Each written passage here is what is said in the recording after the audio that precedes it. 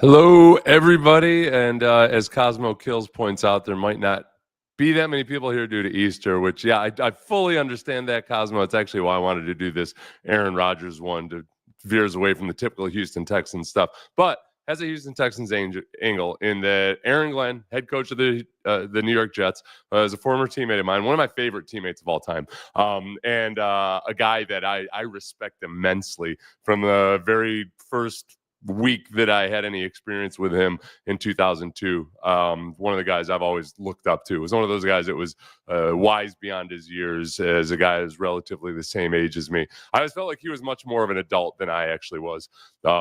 Even at this age of 50, Aaron Glenn at 29 was probably more of an adult than me. So when Aaron Rodgers did his textbook move of smearing the team that's letting him go and acting like he's completely innocent in everything, and that it's never his fault. And oh my God, by Gar, if somebody doesn't say goodbye to him in just the right way, he's going to go on the warpath. Well, all the while claiming that he doesn't care about exactly what the message is. So Aaron Glenn was on the Pat McAfee Show, where he goes every few months to get glazed, and he described his version of the meeting that he had with the Jets. And he said some things that I think sound totally credible and real, and it makes total sense. But he said a couple of things that rubbed me the wrong way, particularly regarding Aaron Glenn, because there's a couple things in here that totally sound like Aaron Glenn and a couple that don't sound at all like Aaron Glenn. So here is Aaron Rodgers remember there was a report that Aaron Rodgers had a meeting with the Jets and he was begging for his job, which that never sounded right. I was highly skeptical of that. I very much doubt that at any point Aaron Rodgers was begging. But here's Aaron Glenn, or Aaron Rodgers. It's going to get confusing. I'm going to mess up Aaron Glenn and Aaron Rodgers. Just try to use context to fill it in at some point. Aaron Rodgers describing his trip out, and pay attention. He's very, very important that you know that he paid for it himself multiple times in this interview. I figured that when I flew across country on my own dime, that there was going to be a conversation.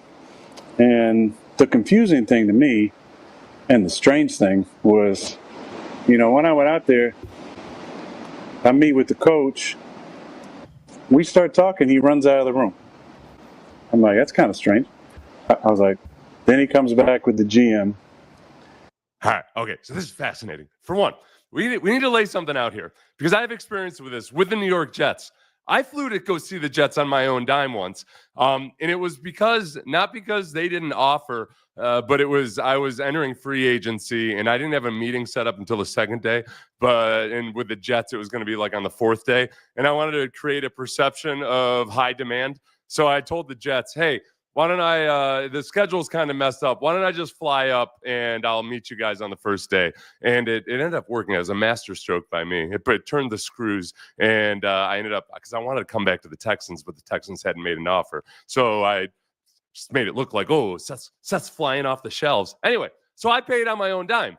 What's not clear is whether the Jets even requested an in-person meeting. I think Aaron Rodgers was expecting to go out and have this long meeting, as he describes multiple times in this interview. It's not clear that the Jets requested or demanded that they meet with him in person. Other issue I have with this is that the way he said Aaron Glenn, and Aaron Rodgers never just says Aaron Glenn's name, says the head coach. The head coach runs out of the office. All right. That paints a picture of an Aaron Glenn that does not exist, which is Aaron Glenn frantic and panicked or something. Aaron Glenn is very much the kind of dude that can just give you a look like this and will when he's skeptical or when he needs more information from you. Where it'll, as a coach, I'm guessing it's very, very effective, because even as a peer, sometimes he would get me with it. Aaron Glenn played defensive back in the NFL for a decade, drastically undersized and yet still physical. There's no step back with him. So he didn't scurry out of the office to go grab the GM because I need help or support. All right. I call bogus on that. I also call bogus on trying to get any kind of sympathy or relatability by saying, I paid on my own dime. Yeah, I was on your private jet. How do I know that? Because he's talked about his private jet later in the story. So this is Aaron Glenn cutting to the chase. I think we're going to have this long conversation. I've flown across the country. And 20 seconds in, he goes, I mean, literally, I'm talking to the GM about something, and he leans to the edge of his sheet and goes, so do you want to play football? And I was like, yeah, I'm interested. And he said, we're going a different direction at quarterback. Yeah, okay. All right. This I believe that it might have happened this way because of everything I just told you about Aaron Glenn. He's no nonsense, man. He's just, and there may have been, and this is where Rodgers, you got to look at his history of when the Packers finally decided to let go of him. Remember, Rodgers said that the Packers never reached out to him. And then the Packers said, whoa. We totally tried to reach out to him. And then Aaron Rodgers said, well, I don't have great cell service in Malibu. Or he was on his darkness retreat. And they're making decisions. Well, I'm completely unavailable. Why can they not wait? I would imagine there's a part of Aaron Glenn that has probably already gotten sick of any kind of the drama or the anything else surrounding Aaron Rodgers. And Aaron Rodgers, meanwhile, like Brett Favre before him or various other great athletes, wants to be afforded this opportunity to just sit and take his sweet time. And Aaron Glenn, and maybe he was a little too hasty in this part of it. I will stick up for Aaron Rodgers in a couple things. If this is indeed how it happened, I do think that sometimes, man, you just like Aaron. It sounds to me like Aaron Glenn might have been wanting Aaron Rodgers to say, yeah, I'm totally in it and I'm motivated and I'm ready to go. Whereas Aaron Glenn, maybe he does feel, or Aaron Rodgers, maybe he does feel that way, but he's not 100% certain he wants to play for the Jets. But for Aaron being a new head coach and wanting the quarterback to be fully on board, especially when you've got Justin Fields in the room now, I think he probably just was waiting to see Aaron Glenn say, yeah, I'm 100% committed to playing football this year. Because Rodgers has been going through this personal journey of his for the last couple of years and dabbling in Eastern philosophy and ayahuasca journey and everything. And that's all great. Like he's learning a lot about himself. And yet at the same time, as a man who just went through my 40s, yeah, you do a lot of reflection and you start to realize, man, okay, some of the things that used to motivate me were based on just myths that I had created in my own head or people that I had to prove wrong, that it was nonsense that I had to prove wrong, or I had to live up to this person's expectations. Those things can drive you. They can drive you to do really great things in your 20s and 30s. But Rodgers has kind of been in this spot where he's reassessing everything and life and reality. He's been listening to Alan Watts' podcast, and that's all great and well and good. But as a coach, especially out of your quarterback, what you want is a guy that can compartmentalize and that on the football side of things is totally focused and driven. Another thing that Rodgers mentioned multiple times in his interview is that he's got people in his inner circle that are going through things. That's cool. And it's great that he wants to spend time and devote time to them. I'm not criticizing him for prioritizing things differently as he's 41 years old. And yet as a head coach or a GM or as an owner, there's a big difference between a guy who's 41 and is kind of trying to balance everything and realizing what really matters in life versus a 28-year-old who wants nothing more in the world than to live up to whatever demons are driving him or anything else like that. So I could totally see Aaron maybe a little bit prematurely in that moment or basing it more on just one response. And maybe that was a little hasty, but I could totally see Aaron being like, yep, that's it for me. Like, I don't need any more of this. So this is Aaron Rodgers further describing the meeting. And I said, and I was kind of shocked. Now, not shocked because I didn't think that was a possibility. Listen, of course, they want to move on. That's totally fine. But shocked because I just flew across country. You could have told me this on the phone. Again, we don't know if that was a demand of the Jets, right? If we weren't even going to have a conversation, and this is verbatim exactly how it happened. So I said, huh? And he goes, we just want to know how you want it released, the messaging. And I said, verbatim, I don't give a shit about the message. Okay. He doesn't give a shit about the message as he's on the Pat McAfee Show explaining how they got the message wrong. But also there's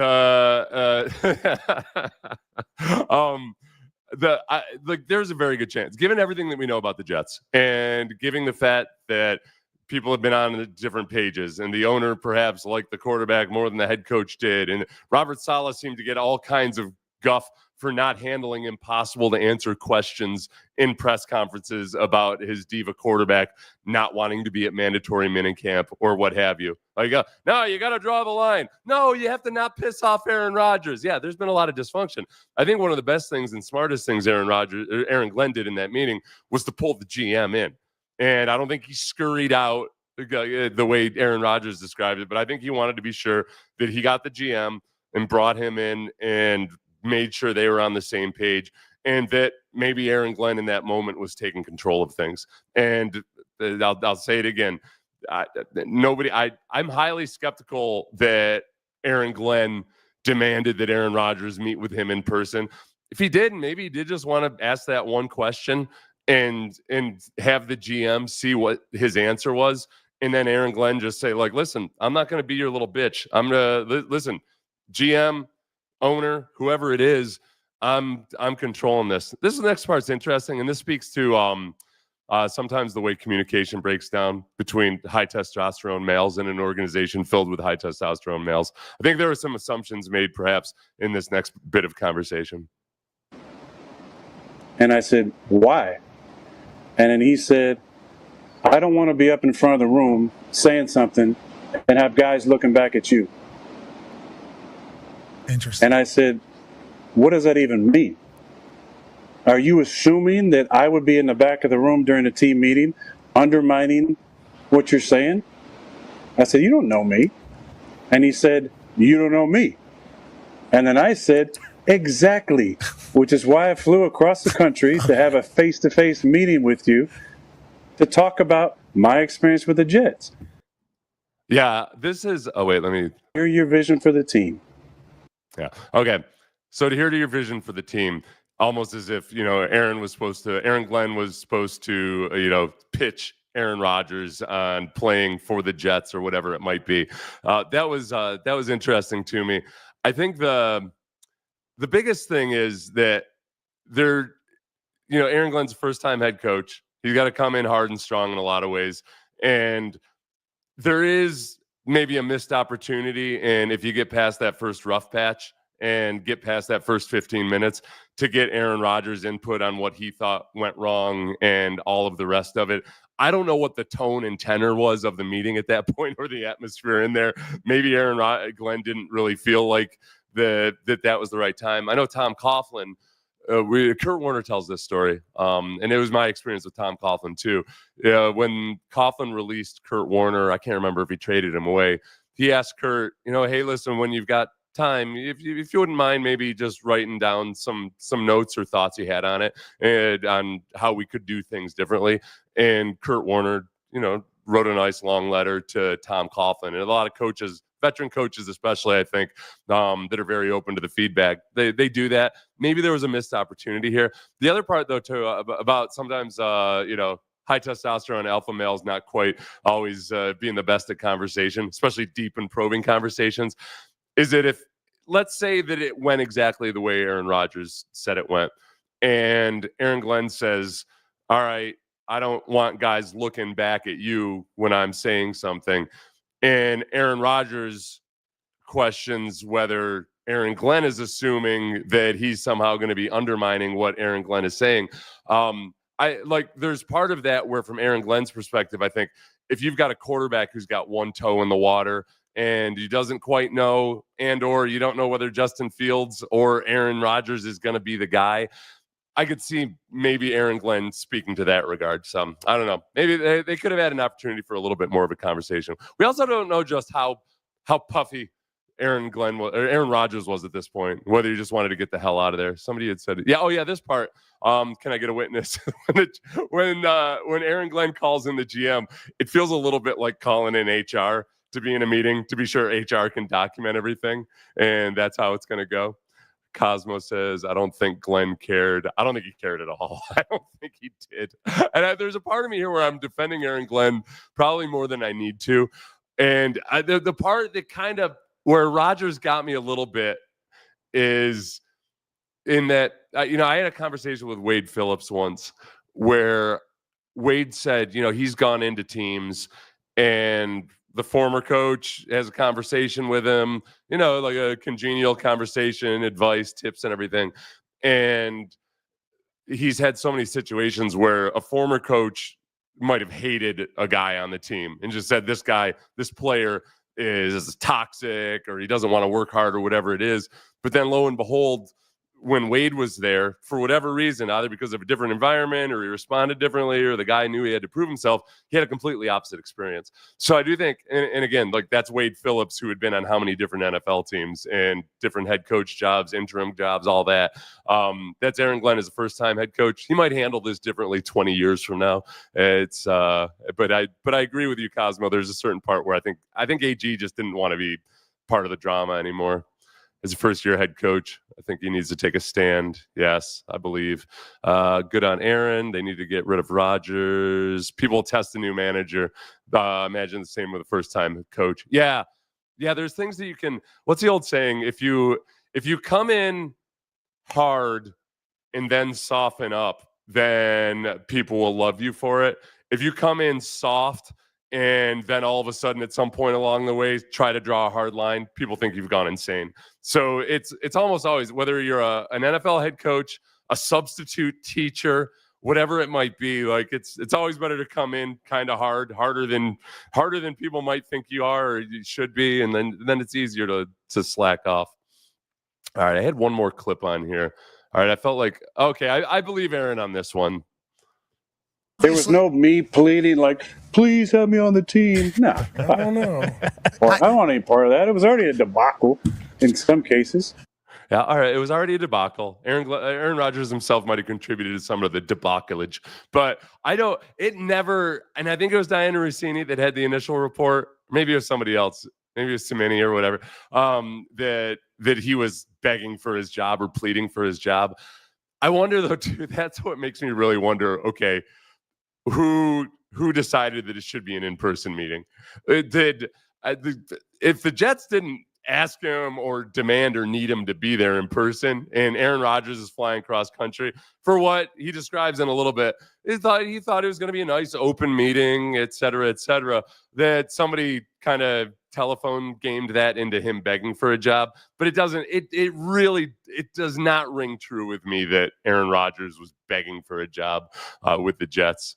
And I'm not bagging on the Jets there or anything. It's just just as I'm saying, Aaron Glenn doesn't seem like that kind of guy. I don't think Aaron Rodgers seems like that kind of guy. I'd be highly, highly surprised if he was actually begging for a job. Oh, I've got this written as Aaron Rodgers makes another good point. I wasn't surprised that they wanted to move on, but why would you not pick my brain? I'm there to talk to you about the team and about things that I think can get better and things that are good and players that have leadership possibilities and anything. I mean, I've been in the league 20 years. Any type of conversation, there was none. Yeah. And again, we've already talked about that. He makes a good point there, but I do think, as one of you said, I think Aaron Glenn was just probably done with it and over it. And they've already got Justin Fields in the building. They've got Tyrod Taylor. And remember that's what we learned with the Texans. People had made a big deal about how, no, it's not Tyrod Taylor, it's Tyrod Taylor. And then when Tyrod was with the Texans, he told us, I really don't care. Just call me whatever you want, which is exactly the kind of guy that Tyrod Taylor is. I thought that he handled being the whatever the hell he was, the interim starter when Deshaun Watson was playing scout team defensive back in that weird year. I thought he handled that incredibly well. I was very, very impressed with Tyrod Taylor when he was here. So one more. Oh, this is just to show. This is how I knew that he was flying private. He didn't directly say that he flew private, but this is him on his instructions to his pilots when he first landed in New York or New Jersey. Well, first of all, I told my pilots, hey, have a good night, have some beers. This is going to be a long meeting. Sure, we might even have dinner. I don't know what's going to happen. It's going to be a good, I'm excited about this meeting. Okay, poor decision making there. He never should have told the pilots, go ahead and have a couple beers. He didn't know when they were going to leave or whatever. Is he trying to get these guys fired? You're going to tell your pilots to just go ahead and have a couple beers? This might be a while. My God, this isn't 1983 when you might run into a pilot at the bar at the airport. It's true, kids. You have to have a little bit under a rock to not know Aaron Rodgers is a total drama queen. I wouldn't want his opinion on nothing. I know. That's a part. Okay, Donnie, you're right. Like, okay, Aaron Rodgers says you don't know me. And I kind of feel like I do a little bit. And I don't even like talking about this because immediately people start thinking that it's some kind of a vaccine issue or whatever. They turn it into a political debate. That's not it at all. It's from my objection to Aaron Rodgers is the same issues I had with Brett Favre and the way he exited Green Bay and wanting to play the victim, but wanting the organization to wait and just kind of just display a level of entitlement that, yes, perhaps you've earned it in some regards, but once a team decides to move on from you, that's it, man. And that's when a lot of the quarterbacks start to take on that aging beauty queen personality of, the Delta Burke somehow insisting that she's still hot. I didn't know Delta Burke was ever hot. I thought, I'm watching on Golden Girls, and I thought she was the most delusional one in the bunch. Because, why is she, of all the ones on here, like the one that's acting like she's the hot one? I would have taken Betty White 17 times before I would have gone after Delta Burke. You go back and you Google some images of Delta Burke back in the day. Let's do that right now. For anybody my age that ever wondered exactly why Delta Burke thought so highly of herself, she was a looker back in the day. Long time before she. We don't have time to do this. I got to go to an Easter brunch here in a little bit. Aaron's definitely a Hall of Famer. He's not a Hall of Fame anymore. It's been 3 years of Rodgers being a soundbite. That's the other part of it too. He's 41 years old. I don't think the one big takeaway I had from watching the full 45 minutes of this interview was that, yeah, I think he's interested in dabbling in football. I 100% believe that he would play for $10 million, like he said. He did take a voluntary pay cut with the Jets so they could sign more talent. I do think that part of him is genuine, that he's in this spot in his life where he's trying to focus on other things and all that, and that's all well and good. But if you're a first-year football coach especially, and you want a guy that's driven and motivated to just care about football more than anything else, or at the very least like a late-stage Tom Brady, have that level of commitment where even if it isn't quite what it was when he was younger, it was still damn high and he had that bank of knowledge to draw from.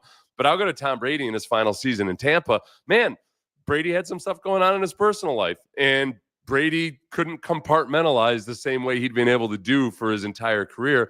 And you saw it. You missed parts of training camp because you find out later that he's in the middle of a divorce. And it's not an indictment on the person, but it is something that does affect the football team. If your quarterback isn't a guy who's 100% focused and driven on what so many of the other quarterbacks in the league are. So I would just, without any animus whatsoever, I would just say no, you're not the guy for us right now. Like, we can't have guys missing mandatory minicamp. Like, Aaron Glenn doesn't know Aaron Rodgers, but he knows that he skipped a mandatory minicamp to go off to Egypt last year. And there's the actions speak a lot louder than anything he's going to learn in a 2-hour meeting or dinner with Aaron Rodgers while his pilots get drunk in the background. Yeah, Aaron Glenn needs his own Stroud. Delta Burke was the fast one. Betty White was hot. R.I.P. I'm guessing all of those women from Golden. Was it Golden Days? Whatever the hell it was. Zombie QB. Delta Burke was hot. She was hot when she was younger. She very much was. But on that show, she was the embodiment of the aging beauty queen that demands that I be treated like I'm who I was when I was 23 years old. And it's like, listen, sister / Aaron, you've let yourself go a little bit. Delta, you've got a torn Achilles. I'm not sure it's so hot to trot with that torn Achilles. All right, I'm going to run. Golden Girls, thank you. Please like, subscribe. I'm starting memberships, and this is what I'm going to do. The lowest they let me go is 99 cents a month. Don't feel any blistering need to go sign up right away, but I will be doing exclusive live chats, exclusive live streams, and then one of the big things is I think during the season, post-game, when I do immediate post-game reactions, I'll probably lock the comments at times to just subscribers because or members, just because I don't like dealing with all the dullards from other teams jumping in and setting me off with their sometimes accurate comments. All right, like, subscribe, etc., etc.